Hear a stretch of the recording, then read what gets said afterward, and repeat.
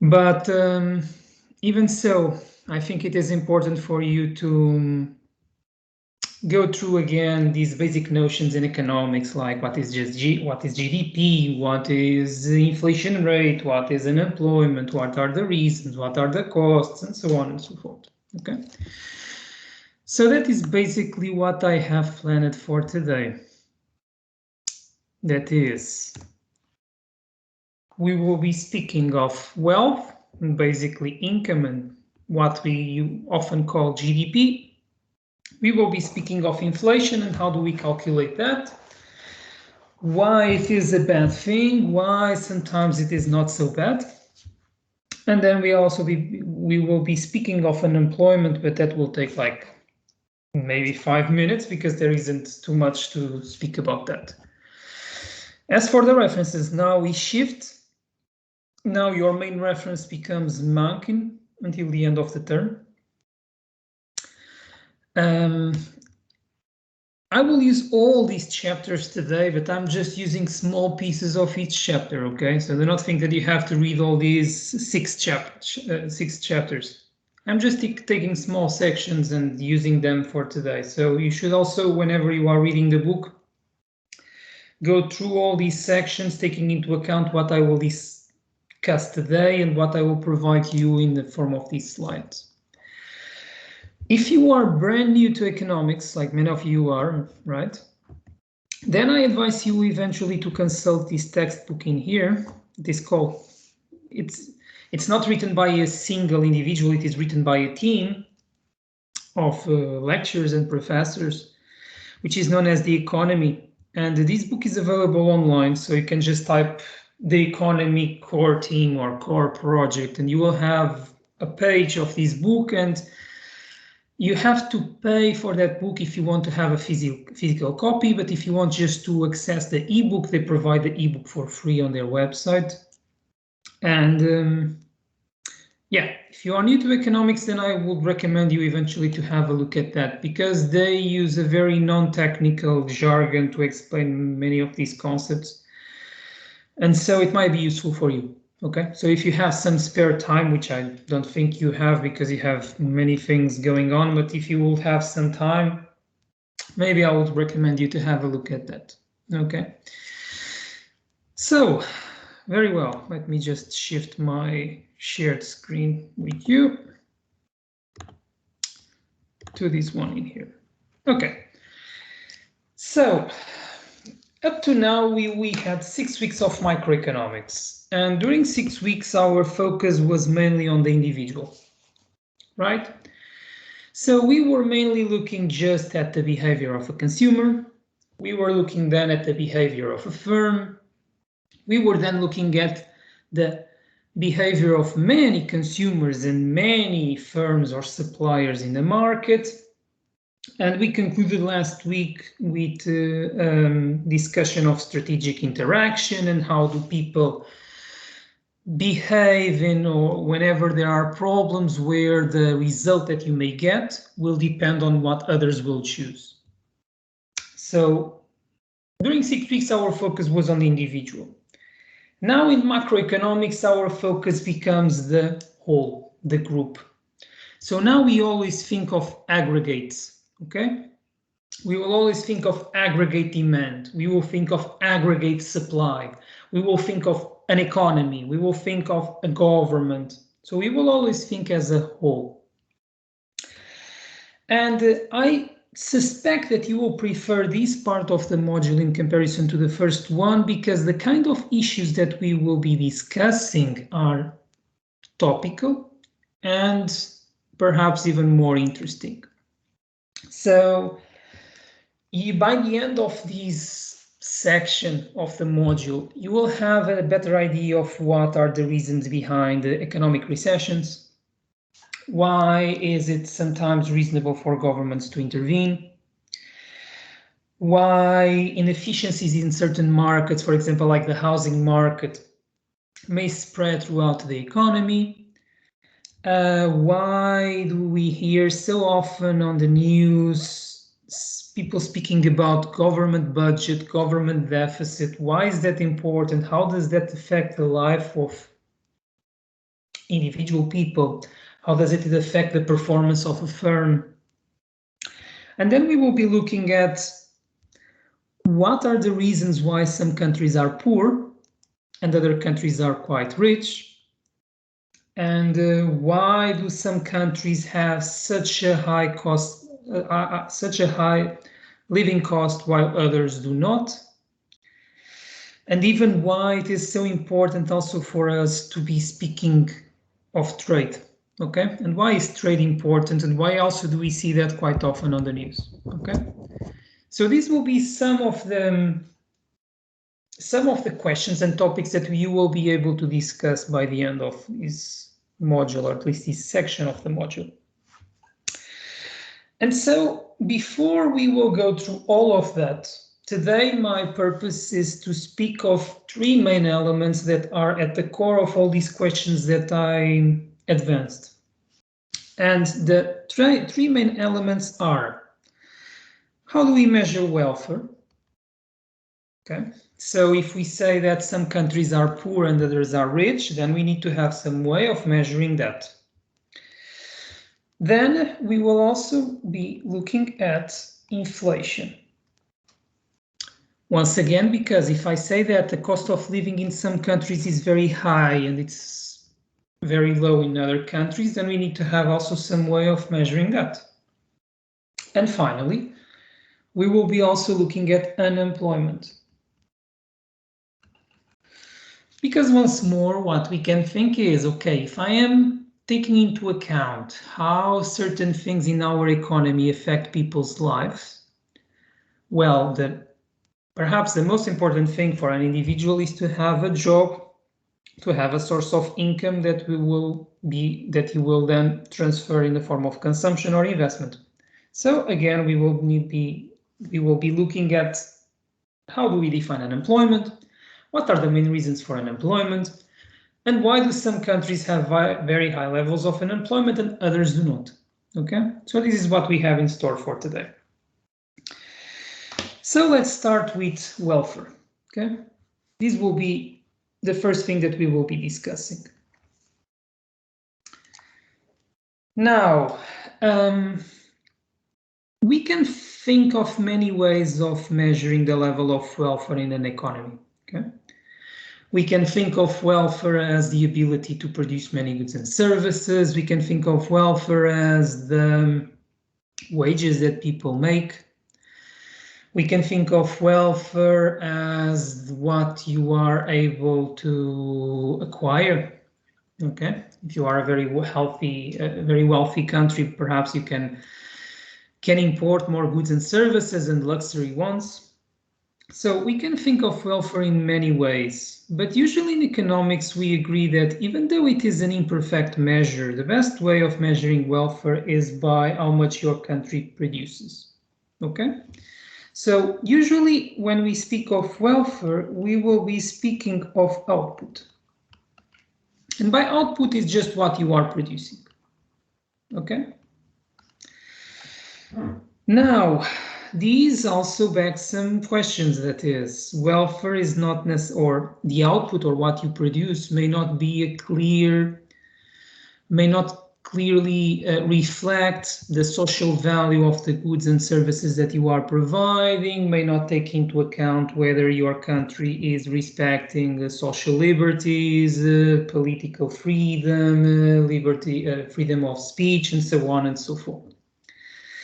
So these are things that matter whenever we are evaluating whether a country is wealthy or not, or you may say more than wealthy, developed. But even though we are quite aware of these issues, we need to take at least one measure as the starting point, and therefore we take the output.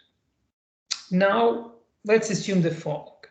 How do we then measure the output? So let's assume that you have an economy,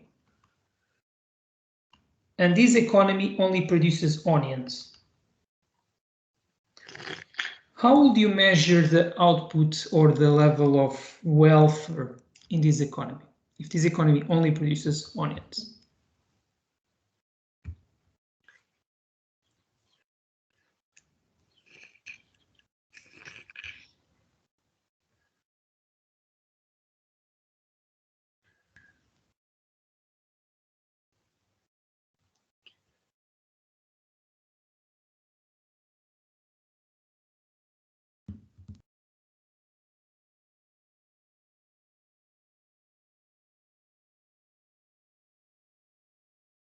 Come on, tell me, how would you measure the wealth of this economy if this economy only produces onions?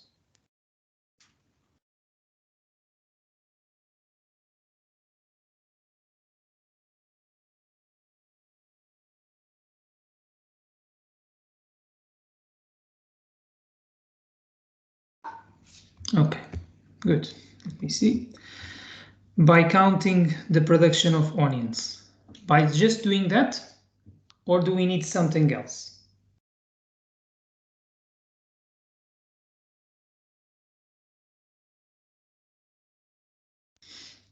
Okay, we will take into account the export, the net export.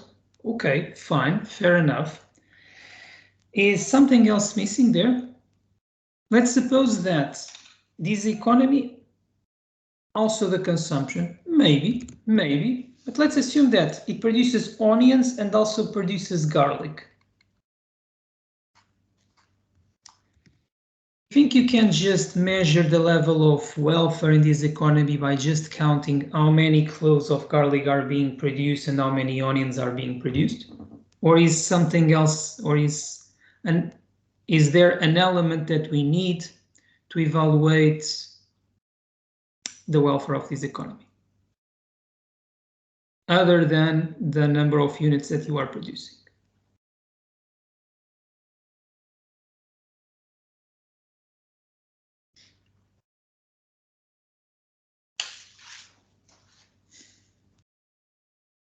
Capital, labor. Okay, these will be important things. These will be important things, but let's assume that this economy has a fixed level of capital, and let's assume that it also has a fixed level of labor. GDP, that will be the final result. That will be what we will call the aggregation of everything that you produce. But how do we value what you are producing? What are we missing in here?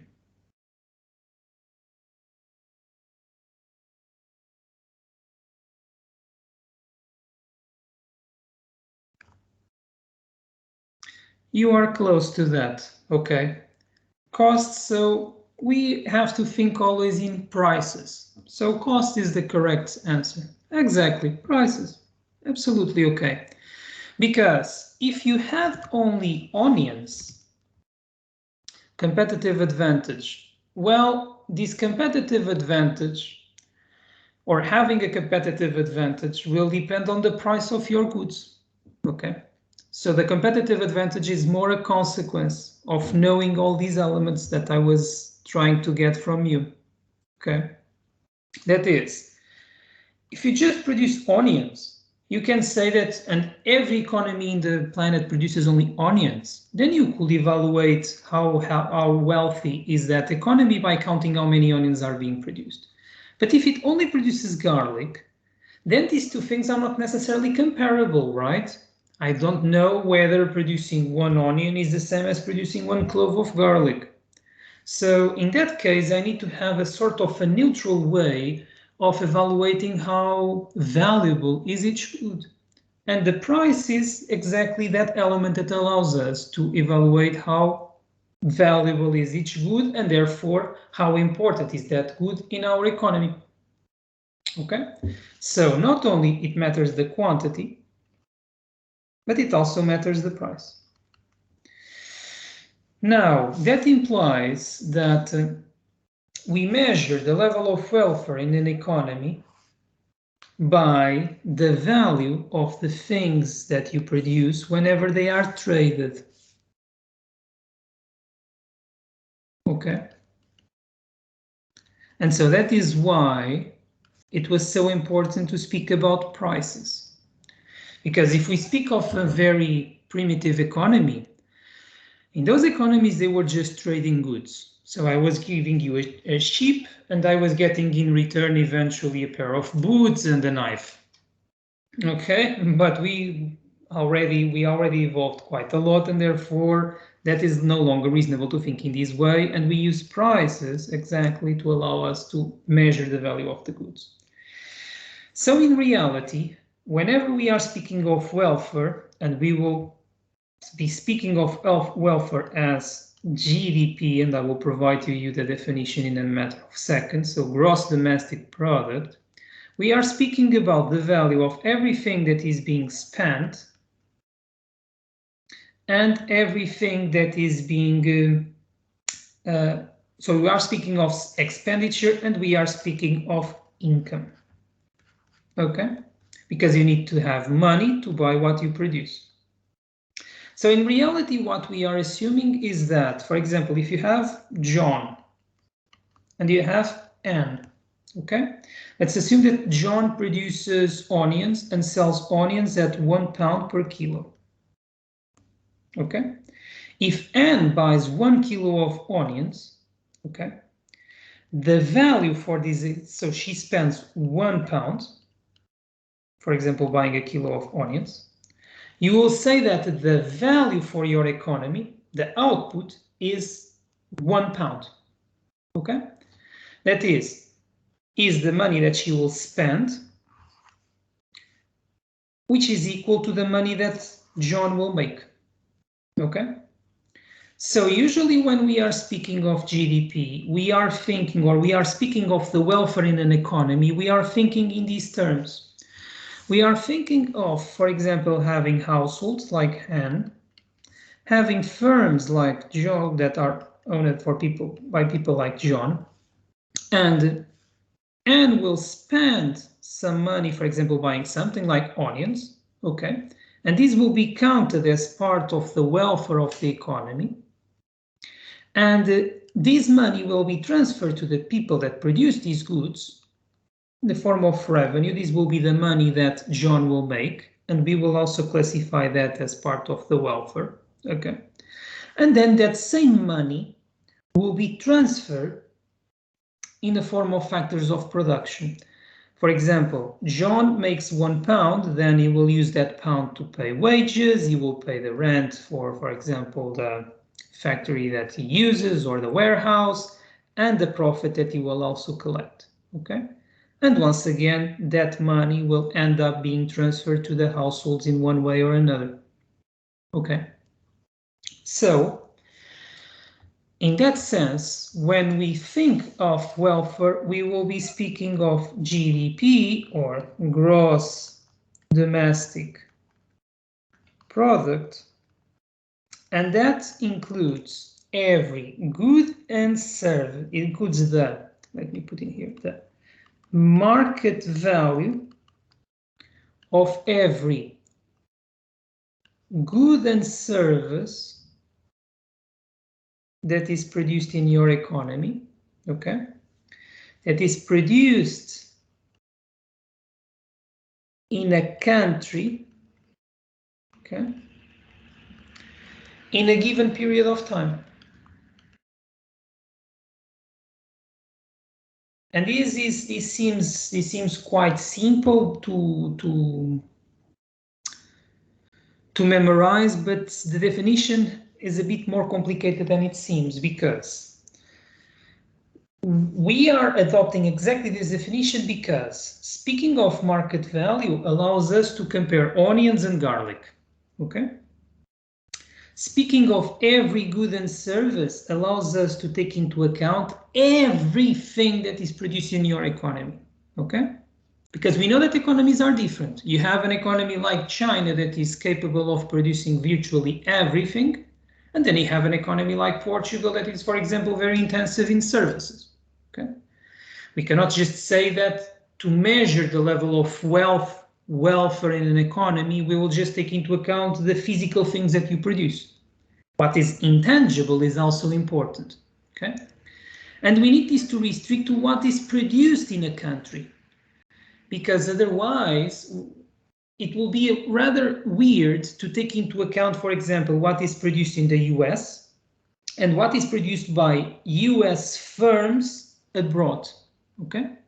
That will not make sense, because then you will not know where to take that into account. Let's suppose that you have a US company that is American, but also has a branch in Japan. Well, what that firm produces in Japan should be counted as part of the output of Japan, not the output of the US, okay? Because if you will do that, then it will become very confusing how to measure the level of output or production of an economy, okay? So we take into account really the physical borders of a country. And then a period of time is rather trivial because we need to restrict the output. Usually we restrict it either to 1 year or to a quarter, okay?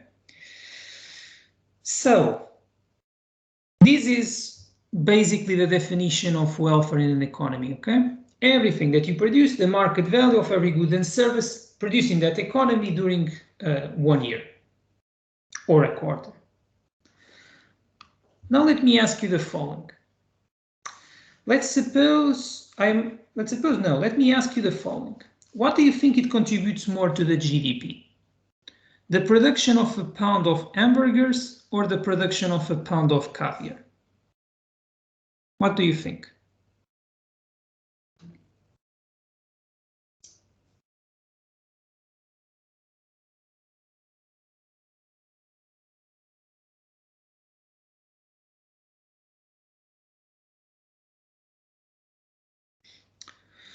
Caviar because the price is higher per pound. Exactly. Depends on the amount of units sold. Well, in that case, I'm restricting the units that you are selling. I'm just saying that the unit is a pound of caviar or a pound of hamburgers, okay? So because you are restricting exactly the amount that you are selling, what matters at the end is exactly the price that you can get for each good. So theoretically, we will get more from caviar than we will get from hamburgers. Even though in Russia you can find caviar quite cheap, but well, let's think that you are outside of Russia where it is quite expensive. So that you are absolutely correct. So this is why we speak of market value. Now, let me ask you another thing. Let's suppose that Vlad paid $500 to put together a record collection many years ago.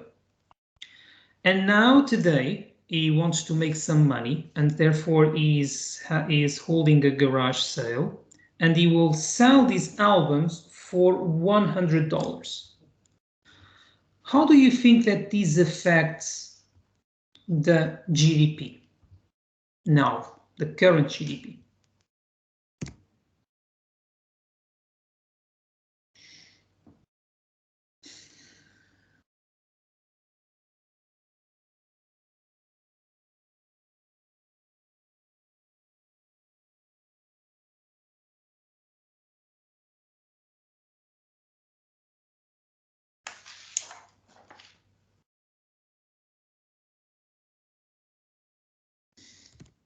$600.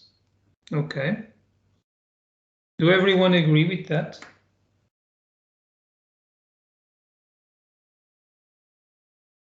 $100. And if anyone else wants to, I think the GDP drops because before the money was stored at 500 and it dropped to the actual 100. Okay, I can say that none of you is correct. Okay, because this question wants to stress another thing. 500 plus 500 plus 100 plus 100. No, it is not so complicated. 200. No, not as well. It is also not 200. So it is not so complicated. The idea in here is the following. I'm making these questions also to teach something, is not just to test something.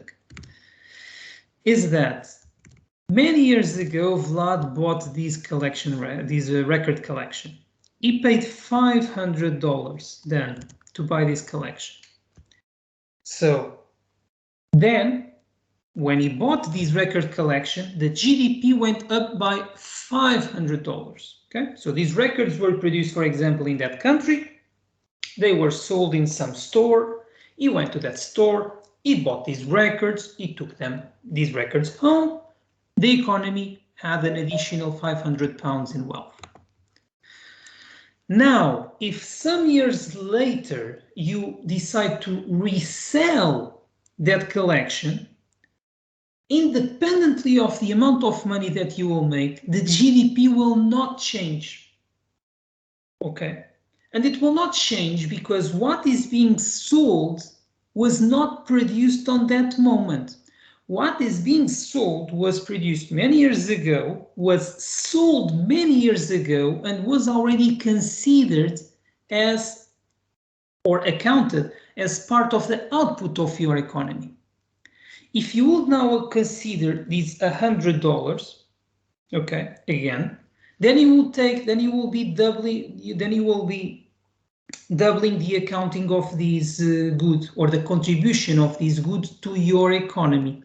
And you should not do that. Otherwise, what would happen is that I will buy a car. If I resell that car 10 times, then it will contribute 10 times to my GDP. No. Remember that the GDP is the market value of every good and service produced in that economy. Now, the market value was $500. The records were produced in that economy. They were bought, you close. So you open an account, you consider these $500, done. If then you resell those records 10,000 times, that is not contributing anything to your output, to the production of a country, to the value of the production of a country, okay? You just consider that once, okay? So in that case, these $100 does not affect the GDP, okay? The only thing that has affected the GDP was the initial purchase, $500, okay? So this is also a very important idea to bear in mind, is that we want always to avoid double accountability. That is why when I was defining the GDP, I said goods and services produced in a country, okay? That record, when you are reselling it, it was not produced, okay? It was produced many years ago and the value of that production was already taken into account. Otherwise, you will have countries that have, like, I don't know, these salvage yards, and they are always, for example, reselling used cars. Then those countries will have a very high GDP. I don't know, in Portugal it's very common for people not to buy new cars. They are always buying used cars. That would imply that the GDP of my country will always be growing. And I can tell you by experience that it isn't, okay? So this is something also very important. It only matters what you produce, and you only take the value of what you produce into account once.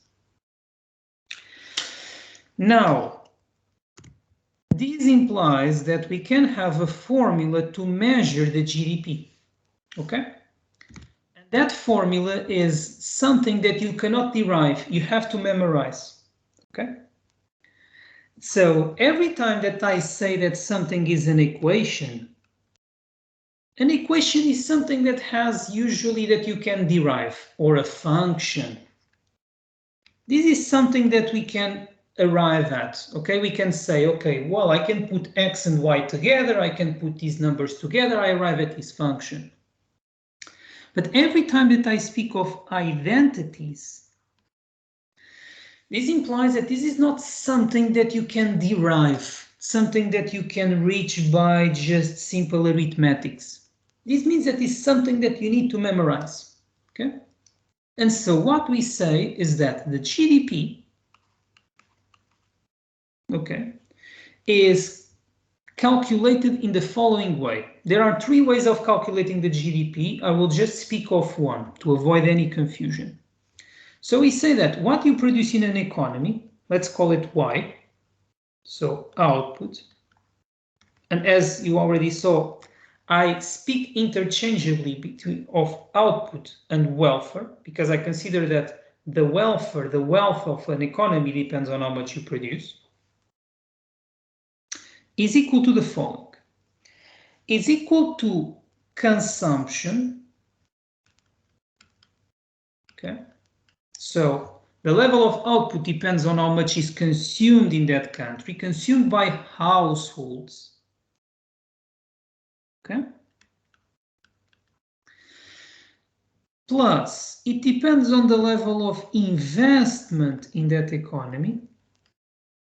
Okay, so how much is spent in capital, how much is spent in inventories,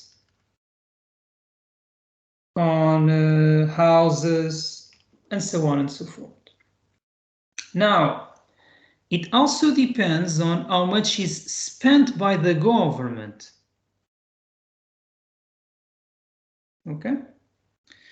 So remember that when I was speaking up to now of GDP, we are always speaking of what is produced and what is bought. So when we were speaking of GDP on question 2, we were saying that the GDP, or the value added to the economy, was those $500 that Vlad paid for the record collection many years ago.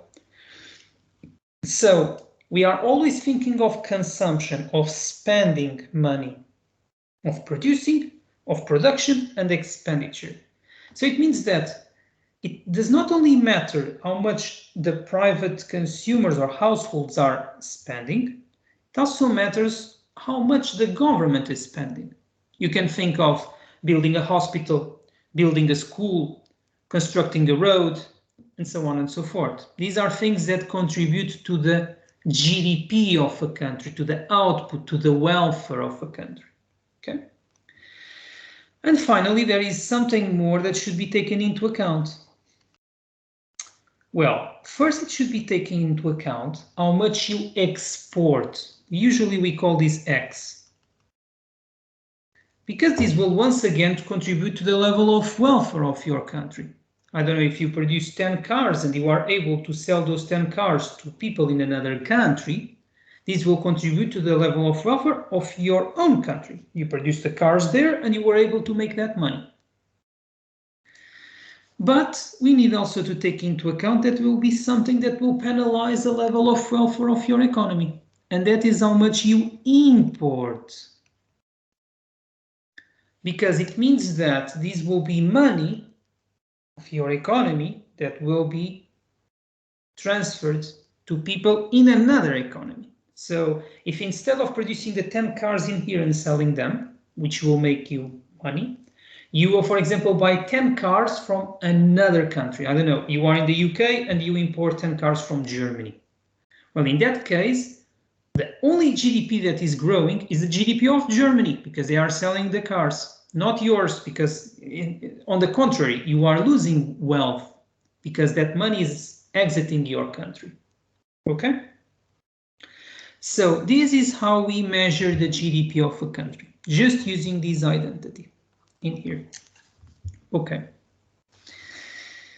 Now, I can give you a more interesting idea on the composition of the GDP. Okay? So we have in here all the things that I showed to you. So this is the GDP of the US, of the Eurozone and China. And we have the GDP disaggregated by element. So we have the consumption and what is the share of the consumption in the GDP, the government spending, the level of investment, the exports and imports. And so now I want to ask you something. So as you can see in here, for example, in the US and in Europe, consumption is what contributes most to the output of a country, to the level of welfare of a country. Okay? But in China, it is the investment, the most important element, defining the level of welfare there. Why do you think that is the case? Why do you think that in the US and in Europe, consumption is the main element determining the output of a country, but in China it is the investment? What do you think may be behind that?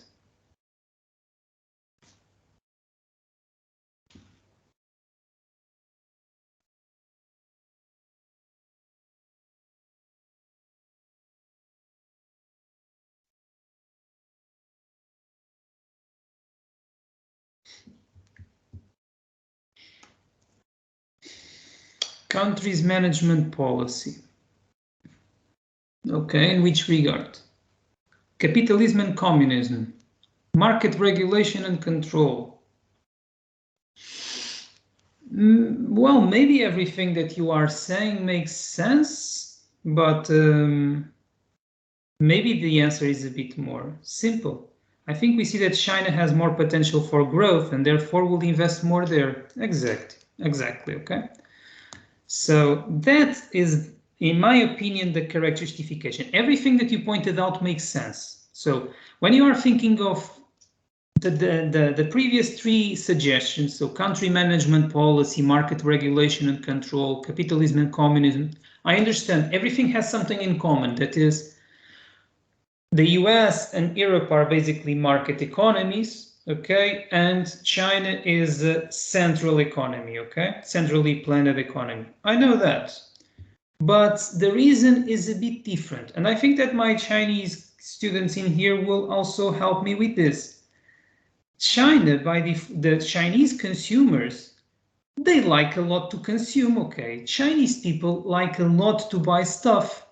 So you cannot think that, well, it is just a symptom of capitalist countries that they spend a lot. They want always to buy new cars, new houses, and so on. No, Chinese consumers also like a lot to buy new stuff. Chinese consumers will always seek new cars, new phones, new computers. They also behave in that way. Okay, don't think that because they live in a communist regime that they do not like to spend money and they do not like to have new things. They do. The difference is that China is still growing. It is incredible to say that, but China is still growing. And because the economy is still expanding, what has been more important in China is the level of investment. Okay? They continue to build new roads, they continue to build hospitals, they continue to invest in their universities, and so on. Economies like the US and the European economies are economies that already reached like a level, like you may call it a steady state, are already quite mature. And so, I don't know, in Europe and in the US, you do not have such a need for new infrastructures. You do not have such a need for the government to intervene again in certain areas of your economy, okay? In education, in health. And so, because these things are not so important nowadays, the investment in new things are not so important in these economies that already are quite mature. The most important element on those economies that determine the level of welfare is how much the private households are spending, their ability to buy new goods and services. Okay? And consumption is very important, because imagine that if you do not have consumption on your economy, then it does not matter if you produce a lot, because you may produce a lot, but then you do not have who will buy it. Okay? So when we speak of consumption, we are not really speaking of, how can I say, we are not really valuing your economy by the ability that your population has to consume goods and services. We are valuing your economy in the sense that if the level of consumption is high, it just means that what you produce has a market, will be sold. And because it will be sold, will generate wealth, will generate money that firms will then channel in the form of wages, will generate profits that firms will then reinvest on expanding their factories, hiring more people, investing in R&D, coming up with new products and services. So that is why consumption is important. So when we think of consumption, we are just thinking of, if the consumption is very large, it means that there is a market to buy what you produce. In China, there is a market, but simply the investment nowadays is more important and continues to be more important. There will be a time where the level of investment in China will not be so large, but that will only happen whenever China reaches, like you may call it, a steady state, a level of matureness. Exactly, China is still a developing country, so there is a large gap between rich and poor. People are willing to consume non-necessities in life in order to make themselves look more upper class. That is also a very good point. Thank you for pointing also that. Okay. So this is still an economy that has a lot to grow. And so whenever we look at the contribution of each particular element to the level of GDP, we will see that it will be quite different from what you see on the US and what you see in Europe. Okay. At the same time, I wanted to ask you something then. Why do you think that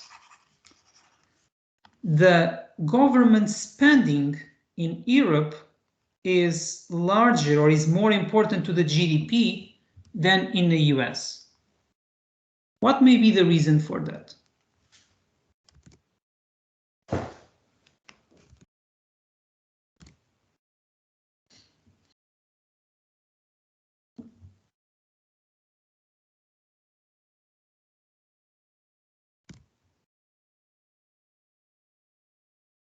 Social welfare. You are absolutely correct. Okay. So the difference is that what those elements are telling you is that in Europe, the government spends more money than in the US, spends more money in proportion of the total level of welfare. Okay, which does not come as a surprise, right? Because economies in Europe are economies where the government is a key player. The government is the one that provides health services, is very often the one that is responsible for the education system, both at the primary level and even at the university level. Not so much in the UK, but in other countries like Portugal, Spain, Italy, Germany, the government is very important to the university system. So you can see that that is reflected on the GDP. You can see that in Europe, how much the government spends represents around 21% of the level of wealth or of wealth in the economy, while in the US it represents only 15%. Okay. In China, I am not so sure why this is the case. We know that it might be the reason that the country is investing so much money, that even though they are spending quite a lot, even though the government is spending a lot of money, when we take that into account in relative terms, it does not seem so much. If instead of speaking of percentages, we will be speaking of yuan, perhaps we will see that they are spending a lot of money. Okay. So the figure in China may seem smaller just because we are speaking in relative terms, not in absolute ones. Okay? So, as you can see, by just looking at the GDP and the composition of the GDP, we can have an idea about the characteristics of that economy. Okay. Now, I have a question to you. Whenever the GDP of a country goes up, okay, so let's suppose that the GDP of a country like, I don't know, the UK goes up, okay. Whenever that happens, there might be two reasons for that. It might be that you are producing more. And because you are producing more, so for example, instead of producing 10 cars, you produce 20, and then people will acquire those cars, and that will be reflected in your GDP. That will indicate that the output went up and the level of welfare went up. But there might also exist another reason for the GDP to go up. It might just mean that you are producing the same, but the price at which you are selling each good and service is the one that is increasing. Now, we really do not want to look at this one in here, okay? Because we are mainly interested on what your country is producing. Not really if your country is producing the same every year, but the price at which you are selling those goods and services is going up. Okay? You really are not so interested on that because that will give you the wrong idea about the quality of your economy. You, as if you are like the planner of an economy, you are like, let's imagine that you are the emperor, okay, of an economy. Then what you want is to produce more, okay? That is the main measure. So you want to produce more cars, you want to produce more potatoes, you want to produce more cell phones. This is how you grow your economy. Because if you produce more, it means that people are consuming more, and then you can hire more people, you can invest more, blah, blah, blah. Now, if you are producing the same every year, but the difference is that these things are more expensive, then in reality, you are not becoming wealthier, okay?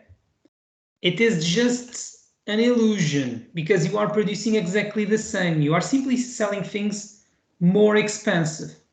This in the long run will have consequences because if you are producing the same, but simply you are selling things at higher prices every year, then sooner or later the consumption will take a dip. Because if things are always getting more and more and more expensive, there will be a point in which people will be not able to consume as much as before, and therefore your GDP will go down. Okay. So if we want really to assess how healthy you can think is your economy, we want to look at how much you produce, not necessarily at the price at which you sell each good and service. So every time that we are just looking at what you produce, we will be speaking of real GDP. Every time that we are taking into account what you produce and also we are allowing the prices to change every year, we are speaking in that case of nominal GDP. Okay? So there is a difference between these two things. Let me show you in here an example. This comes from the Irish National Statistics. So in here you have the nominal GDP. And in here you have the real one. So usually we say that the nominal GDP is measured at current prices. So you say, this year I produced 10 potatoes. I sold each potato at £1.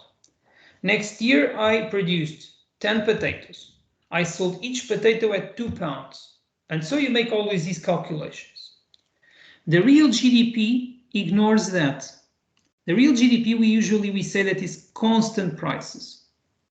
We fix the level of prices in a given year and we say, this year I produced 10 potatoes. The price that I am fixing is £1. Okay, so the value of my output is 10. Next year I produce 20 potatoes. I fix again the price at 1. I do not allow the price to change because then I want just to look at the effect of producing more, not the effect of producing more and these things also be more expensive. And as you can see, that usually reflects quite a difference. Okay, so this lighter line that you have in here is in my opinion, and the opinion of most economists, the true level of wealth in this economy.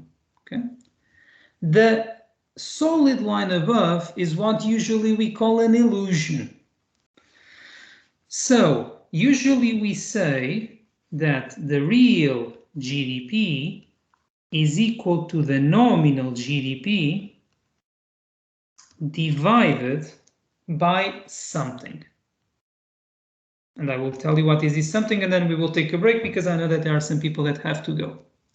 So what do you think is the reason for this difference in here? What do we call this difference between the real GDP and the nominal GDP? Can you guess?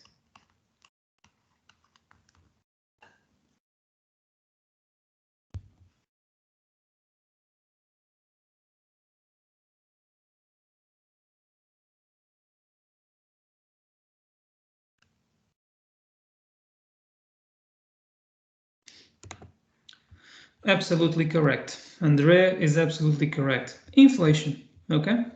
So this difference in here is what we call inflation. And so this thing in here, usually we call a deflator or a price index. And I will then run an exercise with you, okay? I'm not just, I know that if I just speak in these terms, this becomes very abstract. I will then run an exercise with you just for you to see how this is computed. But the idea is that this line only includes what you produce. This line includes what you produce and how the prices have changed. Therefore, it means that this difference is exactly how much the prices have changed. Okay? So you see why it is not a good idea to take into account both the changes in price and the changes in production. Because that would imply that countries with a very high level of inflation, where things are getting very expensive very fast, are very wealthy countries. But in that case, it means that Venezuela and Zimbabwe are very wealthy countries. And that is really not true, okay? Because things in these countries are very expensive. Inflation is always growing very fast. We call it hyperinflation. But we do not have any reason to believe that these countries are wealthy. We just know that things are more expensive there because they are not able to produce enough. Okay? So when you look at just what they produce, you have the real picture. Then you see that, wait, these countries are not so wealthy. Okay? If I will just look at the nominal GDP, you would think in a different manner. Sorry, a different way. Now, let us just take a break. 5 minutes, okay. Let me show you the QR code because there are people that have to go. I do not want to keep them in here just waiting for the code.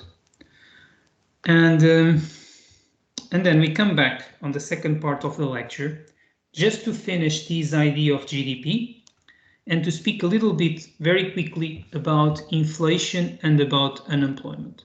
Okay, so let me just find the code. I know. Let me share it with you.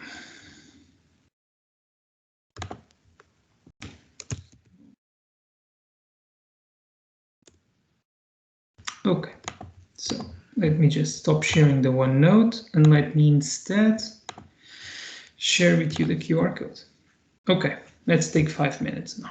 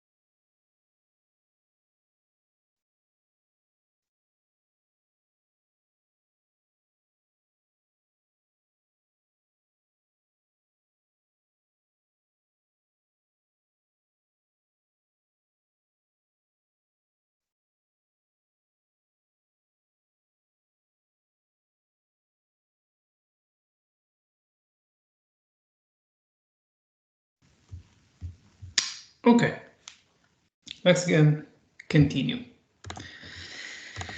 So, before we took this small break, I told you that we want exactly to look mainly at the real GDP, which is given by this formula in here. Okay.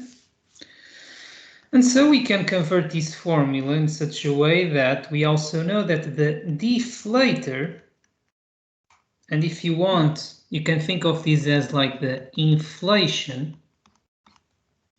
is just the ratio between the real GDP and the nominal GDP. Okay? Now, this becomes a bit too abstract, so it is perhaps a better idea to give you like a concrete example to see these things in action. So, let's imagine that your economy only produces two goods, hot dogs and hamburgers. In here we have 3 years in this economy. We have the price of hot dogs every year. We have the quantity of hot dogs that we produce. We have also the price of hamburgers, and we have the quantity of hamburgers. Okay? I can then show you how different will be the nominal GDP and the real GDP. Okay? So, let's start by the nominal one. So, as you remember, GDP is the market value of every good and service that you produce in an economy in a particular interval of time. Okay, certain interval of time. So okay, in that case, let's see. 2013. Well, I produced 100 hot dogs. I sold each hot dog at $1. I also produced 50 hamburgers, and I sold each one at $2. So in that case, you would say that your GDP is 200. Then you say, okay, 2014, the same thing.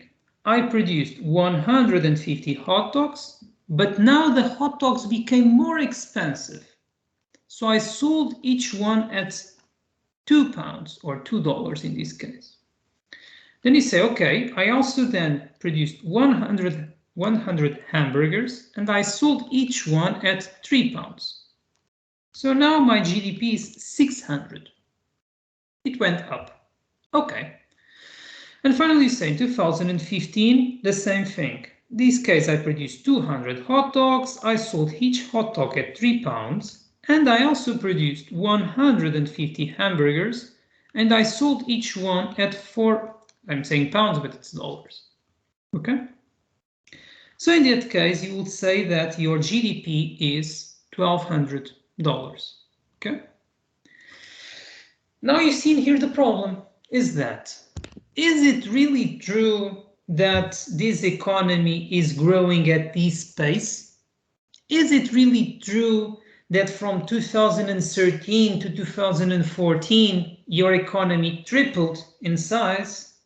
And that from 2014 to 2015, it doubled in size? Well, that's not only seems very likely, but whenever we take into account the information that I'm giving you, we can also see that maybe that's not the case. Because true that this economy is producing more every year, okay? And we do not have any doubt about that. You are producing more hot dogs, you are producing more hamburgers. But it is also the case that these goods are becoming more expensive. So in reality, are you growing so fast? Or are, on the other hand, the prices going very fast? And that is giving you the wrong idea or a different picture about the strength of your economy. Because you can think that if you would take always into account not just how much more you produce, but also how the prices are changing, then you would think that it will be very likely also to fake growth in your economy, right? you could say to the majority of the most important companies in your country and you will tell them, being like part of the government, look, guys, raise the prices. Raise the prices of electricity, raise the prices of water, raise the prices of food, because then at the end, the GDP would seem larger. You do not want that. So in those cases, we rely on what we call real GDP. But whenever we are computing the real GDP, we are just looking at how the quantities are changing, and we are taking for granted a certain level of prices. So whenever we say that we have a given base year, let's say that the base year is 2013. That means that I will compute your GDP every year using the prices from 2013. Let me be a bit more objective with that. So you will say in 2013 it will be the same thing. I produced 100 hot dogs, it cost me $1 each one. Then I produced 50 hamburgers and it cost me $2. Okay, 200. But then in 2014, what you will do is the following. We had an increase in the price of hot dogs. We had an increase in the price of hamburgers. We do not want to take that into account. So we will say, well, I produced this year 150 hot dogs. But you will take, because we are saying that you are using the base year, a base year like 2013, you want to ignore or to omit the effect of the changing prices, and you will say, I sold 150 hot dogs, but I am valuing each hot dog at the prices of 2013. And then you say, I produced 100 hamburgers, but you will take into account the prices from 2013, which was $2. Okay? So that will now tell you that you have 350 in here. And then you will say that in 2015 you will do the same. You will say, okay, now I produced 200 hot dogs, but I will take into account the prices of 2013. And I produced 150 hamburgers, and I will take into account just the prices of 2013. Okay? That allows you to have a different picture, because whenever in the nominal GDP from 2013 to 2014 the GDP increased, you can say, well, maybe you produce more, or the prices went up, or both things happen. But in terms of real GDP, whenever the GDP goes up, this can only happen if the quantity goes up, because the prices are the same. Okay? And again, if from 2014 to 2015, you can only increase your GDP if you produce more, because again, the prices are the same. Okay? So we say that the level of inflation in this economy, which we call the deflator, is just the ratio between the nominal GDP and the real one. Sorry, it is the other way around. So, no. What am I saying? It is the nominal GDP divided by the real one. I'm afraid that perhaps above I wrote it wrongly. Yeah, I did. Sorry about that, guys. So it is nominal GDP divided by the real one. I will then revise the slides just to be sure that I will not give you the wrong information, okay? So for example, in 2013, what you have is that the nominal GDP was 200. The real GDP was 200, okay? Times 100, this is 100. In 2014, what you have is that the nominal GDP was 600, the real one was 350, times 100, okay? So this will give you, I have no clue, let me just double check in here. So 600 divided by 350. Come on. Okay, so this will give you 171. And then in 2015 you have 1200 divided by 500 times 100. Okay, this will give you 200 and I think 260 around that. Okay, so in that case, what you get is that from 2013 to 2014, you have an inflation of 71%. So the prices went up by 71%. And from 2014 to 2015, then you had an inflation rate that will be 260 divided by 171 times 100. Okay. So this tells you that every year the prices were becoming more expensive. So that was part of the reason for your economy to grow. In reality, your economy was just growing at this pace in here. And when you compare it, you see that is way less than what apparently you thought you were growing. Okay? Any issues with this? Because I'm finishing this part of the GDP. Are you okay with this?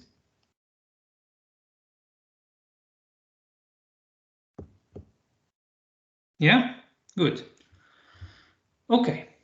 So let me now just finish this discussion on the GDP with the following. That is, you will hear very often on the news people saying that it is not a good idea to look at the GDP, that gives you the wrong idea about the economy, the state of the economy, whether people live well or not in that country. People usually say that, but they really do not explain why that is the case. What is the argument that we can build against the GDP? And I will give you some reasons, okay? So that you can also then argue against the GDP, at least in an informed way, okay? So, as you might suspect, the GDP has many issues because we are just taking into account whether you produce more or not. But producing more does not mean that your economy is has living standards that are very large or are growing every year. Okay? You have countries that produce a lot. You have countries like India that produce a lot, and their level of production output is always going up every year. And yet, the country continues to display and exhibit incredible disparities and inequality between different levels of society. Okay, so in reality, producing more does not mean that your economy will necessarily have higher living standards. However, it's like I told you at the beginning, we need to have at least one measure, okay, to base our evaluations. We need to take something as a departing point. Then we can think about the issues. And I will tell you about some issues. So the first issue with the GDP is that it takes into account what you produce in the country, but it does not take into account the fact that that money may leave the country. Okay? So I lived in Ireland for 1 year and a half. I was teaching there in Cork for 1 year and a half. And Ireland is the best example of that.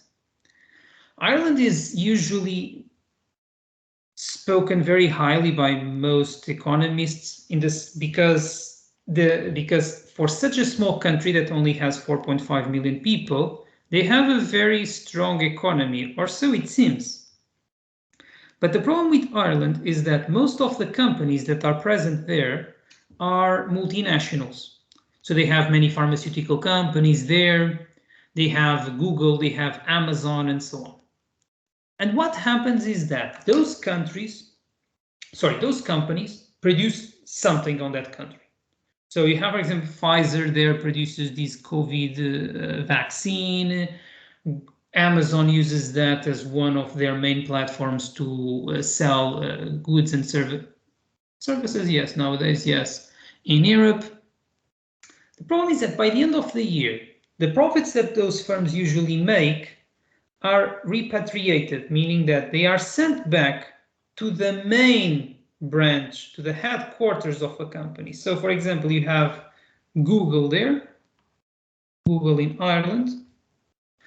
Let's suppose that they make 1 billion euros in profits. Then most likely they will send this money back to Google in the US. Okay. So that money will not be reinvested in the Irish economy. So you can see the problem in here. Okay. On the other hand, you can see that, and that is why we have such a difference between the GDP and what we call the GNI. The GNI is what we call gross national income, and it is given by the GDP plus what we call NIFA. And NIFA is net income. And it's net income, yeah, net income from abroad. And so it takes into account whether what you are producing in your country leaves the country or stays there. So, for example, in this case in Ireland, it means that the GDP is around 23% higher than the GNI. So it implies that 23% of what is made in Ireland every year leaves Ireland by the end of the year. So all this money disappears from the economy. You can see the other way around, like in Japan. In Japan, the GDP is around 7% smaller than the GNI. Because you have many Japanese multinationals around the world. By the end of the year, they make some profits, and then they send the profits back to their main headquarters in Japan. So this is one problem with the GDP, is that the GDP may give you a wrong idea about the strength of your economy because it does not take into account whether the money stays there or not. There is more. The GDP does not take into account the size of what you call the underground economy, which is nowadays a very fancy term for black market. So you have countries like Nigeria, where the black market or the underground economy, which includes all transactions that take place but that are not reflected in that are not accounted by the government because they do not pay taxes, or they do not tell the government the exact wages that they are paying. You know, they are basically faking everything. So in Nigeria, that market represents around 75% of the GDP. Okay, so you can think that, imagine that the GDP of Nigeria will be 1 billion euros. That implies that there is an additional 750 million euros that were not being taken into account in the GDP. But these are transactions that are taking place. These are things that are being produced. These are things that are being sold. These are things that are being consumed. Okay? And do not think that this is a problem just in economies that you consider not so developed. Okay? In Europe, it happens the same thing. You can start by seeing my own country. In Portugal, you have around 30% of the GDP or you have 30% of the GDP in the form of transactions that take place in the underground economy. Okay? So you can always think of underground economy as, I don't know, going to buy a car. The car costs £20,000. You pay £20,000, but the guy writes you a receipt for £10,000. Or you go to a restaurant. The meal costs 100 euros, but the guy will just pass you a receipt for 50 euros. Or you employ someone. You pay that person £1,000 per month. but you tell the government that you pay that person only £500, not to pay so many taxes. Okay? So as you can see, the GDP is not telling exactly how, or is not giving you the exact picture of what is really consumed in the country, what is really produced in the country, for that reason, okay? Especially in countries like African countries that are very common. In Europe, it is incredibly common in Portugal, in Spain, in Italy. And in Asia, it is also common in some cases, okay? So again, the GDP is not telling you, is not giving you this picture. You have more. The GDP is not, does not reflect the cost of economic growth. Let me give you an example. Let's suppose that your economy is very intensive on industry, and that this industry is very pollutant. Okay, so the level of pollution is very large. I don't know, you can think that eventually they are extracting minerals, or they are producing some cars. The level of pollution is very large. You may say, well, okay, but at least they are producing cars and we are selling those cars, we are making money. True. But pollution will lead to health problems, which will imply that more people will go to the hospitals, which implies that the government will have to spend more money with hospitals and with a health system, which implies that the GDP will go up for that reason. Because as you remember from what we saw moments ago, the GDP is composed by consumption and also government spending. So it means that your GDP may be going up for the wrong reasons. It might be going up because the government has to spend more money in health. So that is why sometimes we adopt what we call green GDP.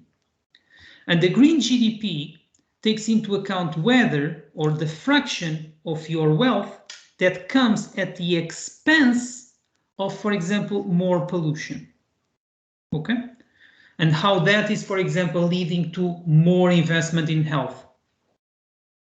This is another example. This is something that the GDP cannot cover. And then you have some other reasons. You have exactly like I told you that you do not take into account, where am I? I mean here. So you do not take into account the inequalities in your society. You do not take into account whether what you are producing has a value that goes beyond the monetary value. I don't know, education may be very good in your country, really, really good, and that is not reflected on the tuition prices. The health system may be very, very good, but because it is so cheap, for example, to go to a hospital, it is not being reflected on your GDP, and so on. And finally, you can even think of that the GDP is not taking into account the human costs of production. I don't know, paying very poorly to your workers, not treating them properly, not respecting their freedoms, their rights. GDP is not taking that into account. It's not taking into account what you produce, not the cost of producing something. Okay. In any case, this will be the measure that you will be mainly working in the following weeks. Now, let me just try to take 5 more minutes with this. I told you at the beginning that we had 3 main elements that we want to look at. The first one was welfare and how do we measure welfare. Now, we are also very interested on how we measure the cost of living, because your economy may have a stupendous GDP. Your GDP may be growing every year, but people may not, for example, be living better than they were in the past. I can tell, for example, by my own country. The GDP of Portugal goes up every year, but I can tell you that people every year struggle more and more to survive, because the cost of living is also growing very quickly. Okay? And that is something that as an economist we should take into account. not just if your economy is producing more, not just if your economy is more wealthy, but if people are living better, okay? And usually we measure that using what you surely saw on the news already millions of times, that is the inflation rate. So the inflation rate gives you the rate at which the prices of goods and services are growing every year. Okay. Now, what you may not know is how exactly we compute the inflation rate. Because, and you might be surprised with that, some of you, the inflation rate does not take into account the prices of every good and service in an economy.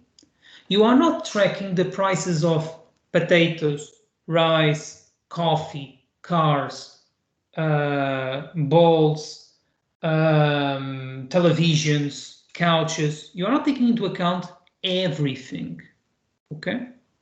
So we measure the cost of living in the following way. We run a survey, we go door to door, and we ask people how much money do they make and how do they spend their money every month, okay? And many people lie, but if you ask enough people, and you have a sample for it, and you are all having econometrics, and I know that you are loving that, so what I am about to say will not already be something alien to you. If you have a very large sample, then you will at least most likely have a true depiction or representation of the variables that you are studying. And so if you ask enough people, then you will have an idea on how they spend their money. And people may tell you, okay, well, look, I spend, where do I have that? I spend, for example, 40% of my income on housing to pay the rent. I spend 70%, 17%, for example, in gasoline when I commute to work. I spend 15% on food that I buy to my house. I spend a percentage on the school of my kids. I spent a percentage on going to the doctor or paying for the insurance. I spent also a percentage on going to the pub with my friends, or I buy some trousers and shoes and these kind of things. So what we do is we collect this information from all these people in the country, and we come up with a representative basket of goods and services in which people spend their money. Okay.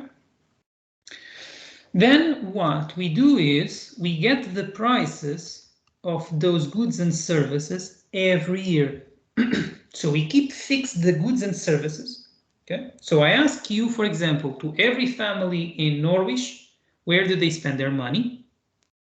And now I will keep this basket of goods and services fixed for the next 10 years. And what I want to do is not to change the quantities that the families are consuming. I want just to see how the prices have changed. Okay. So I get the prices for those goods and services, and then I compute the cost of that basket every year. And when I compute the cost of the basket every year, I come up with something that we call the CPI, or the Consumer's Price Index. Okay. And I will again, instead of giving you the formula, I will show you via an example how we compute that. And from that, finally, we get the inflation rate. So let me give you this. Let me give you a numerical example, because then it becomes a bit easier. So you run a survey in the economy, okay? And let's suppose it is a very small economy, very weird economy, and people, on average, you were able to conclude that on average people buy 4 hot dogs and 2 hamburgers. This is what we called a basket of goods. Okay? You fix that basket. Now you want to track whether this basket of goods and services is becoming more or less expensive every year. So you obtain the prices of hot dogs and the price of hamburgers for these 3 years in here. So now on step 3, you will compute the cost of this basket every year. So you say in 2013, this basket I had 4 hot dogs, it cost me $1, plus 2 hamburgers, it cost me $2. Okay. Then in 2014, I had I'm taking the basket is still fixed, so it's still 4 hot dogs, but now each hot dog is more expensive. I still buy 2 hamburgers, but they also became more expensive now. So 8, 6, 14. And finally, in 2015, again you have 4 hot dogs, but now they are more expensive, and you also have 2 hamburgers, and they are more expensive. Okay. So that was the cost. Now on step 4 is what we call the CPI, or the Consumer's Price Index, which is computed in the following way. You need again to choose a base year, that is the year that you will use as a comparison. Okay. So for example, you say the base year is 2013.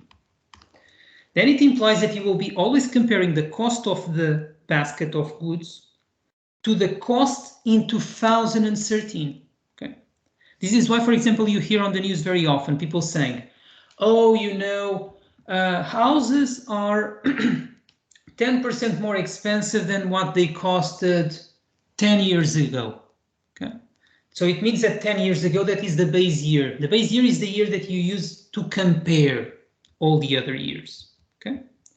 And you say, okay, then 2013, you take the cost of the basket in 2013, you divide by the cost of the basket in 2013, times 100. Okay? This is 100. In 2014, you divide the cost of the basket in 2014 by the cost of the basket in 2013.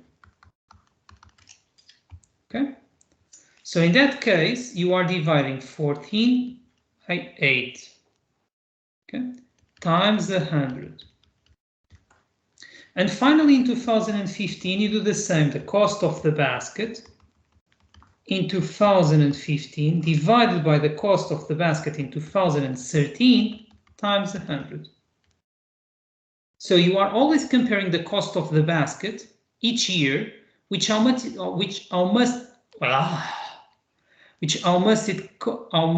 costed you. My English today is terrible. In 2013, okay. And so you get now 250. The last step is to compute the inflation rate. And the inflation rate is just how the prices changed from one year to another.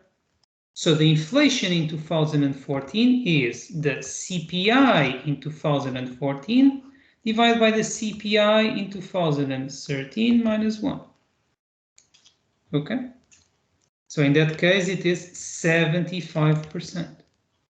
And then the inflation rate in 2015 is the CPI in 2015 divided by the CPI in 2014.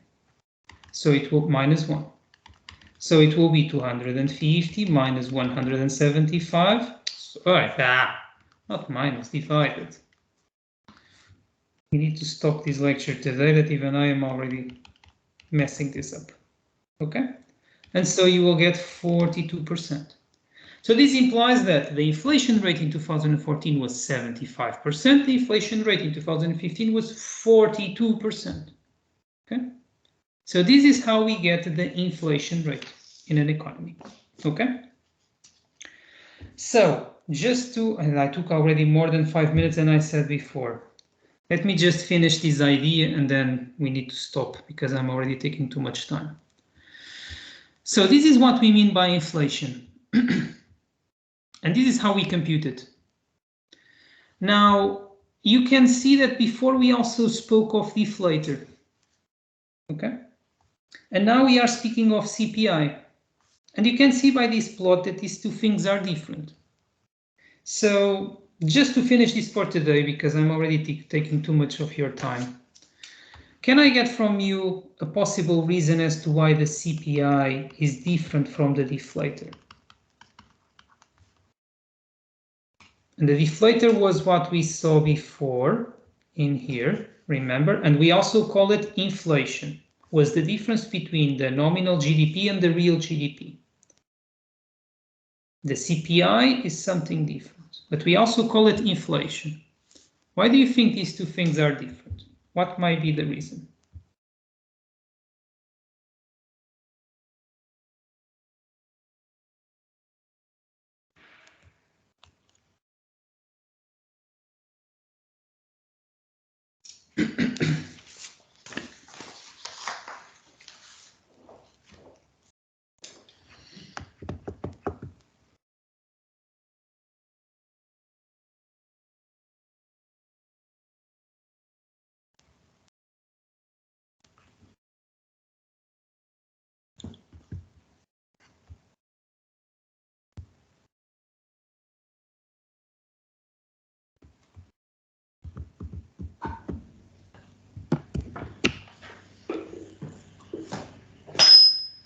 Any suggestion? Come on, just for us to finish this.